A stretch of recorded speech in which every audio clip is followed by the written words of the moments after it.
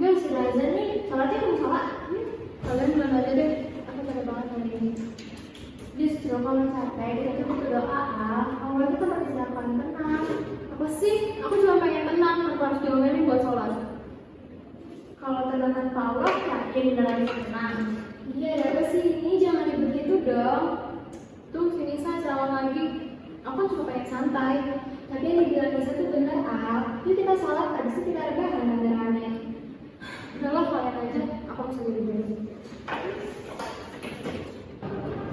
Loh, ada apa ini? Kalian kok kayak kesel gitu? Itu biasa si Alia lagi bad mood Mir, kita suruh sholat malah marah-marah. Walah.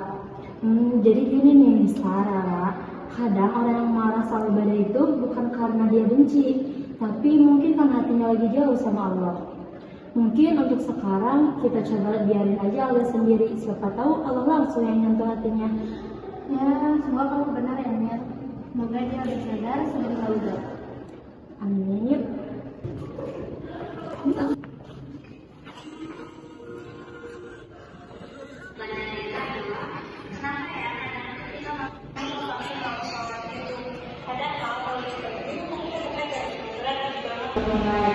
Nah, sampai mau sholat itu kok malah jadi ringan, gampang marah, dan bawahnya masih terus ya. Kenapa kok bisa kayak gitu? Nah, itu tuh tandanya hati kita lagi gak tenang. Kadang bukan karena capek fisik, tapi capek hati. Rasulullah SAW pun berkata, ketahuilah di dalam tubuh manusia ada segumpal daging. Jika ia baik, maka baiklah seluruh tubuhnya.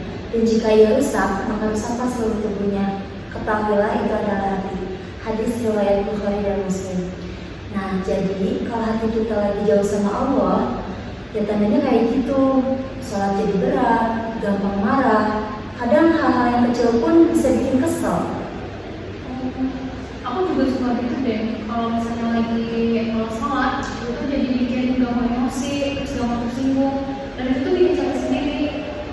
Iya, karena sebenarnya sholat itu chargernya hati. Kalau misalnya jarang di-charge, jadinya lowbat, terus gampang panas, jadinya gampang emosi deh. Rasulullah pernah ditanya oleh seorang sahabat, wahai Rasulullah, amal apa yang paling utama? Rasul menjawab, as-salatu ala waktiha, yang artinya salat tepat waktu. Hadis riwayat Bukhari dan Muslim. Salat itu kan fondasi ya, kalau fondasinya goyah, maka di atasnya ikut goyah, termasuk perasaan dan akhlak. Iya ya, Ru. Kadang tuh kita mikir yang bikin hidup kita nggak tenang tuh karena orang lain. Padahal bisa jadi karena salat kita yang diajarkan. Benar banget tuh Din, karena disebutkan juga ya dalam surat Al-Ankabut ayat 45, sesungguhnya sholat itu mencegah dari perbuatan keji dan mungkar. Jadi kalau misalnya sholat kita lebih benar, itu tuh akan mempengaruhi gimana kita bersikap. Tapi kalau ternyata kita masih gampang marah, kita masih lebih ringan, berarti kita tuh benar-benar menunaikan sholat dari hati, guys. Wah, dalam cerita banget. Kadang aku juga merasa walaupun udah sholat, hati aku tuh masih tetap panas. Nah, kalau itu tandanya kita tuh belum benar-benar hadir waktu sholat. Makanya salat itu bukan cuma gerakan, tapi juga dialog.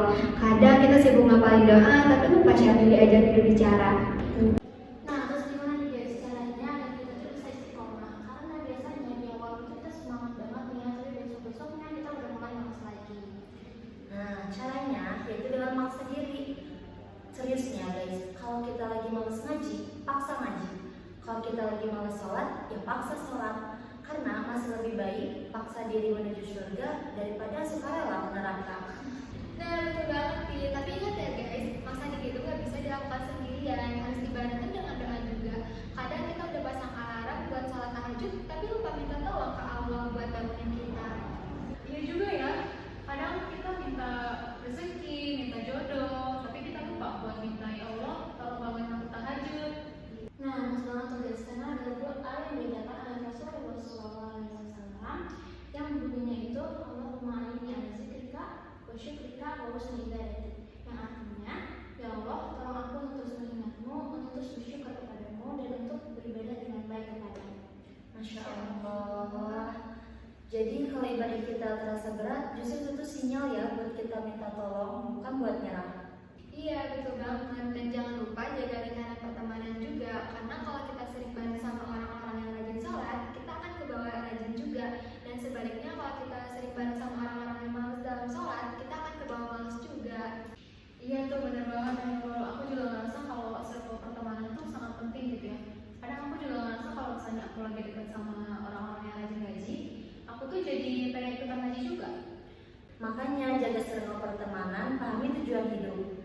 Rasulullah SAW bilang, orang yang paling cerdas adalah yang paling sering mengingat kematian dan mempersiapkannya untuk itu. Hadis riwayat Ibnu Majah.